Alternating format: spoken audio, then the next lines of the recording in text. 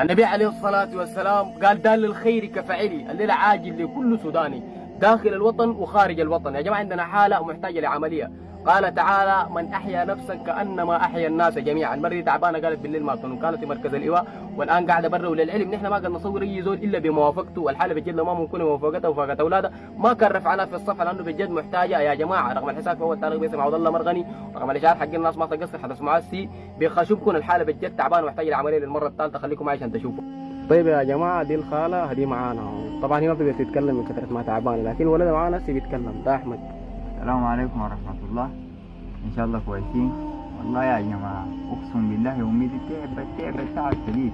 قاعدين في مركز الشباب سلبونا والله في خيمة، والخيمة قبل كده وقعت وجات السيول وجات المطر دي ووقعت، ولليلة ما ادونا خيمة وما ادونا أي شيء. أمي دي عاملة عمليتين في قلبها كويس، وعندها عملية ثالثة واللي طالع هسه حارسها في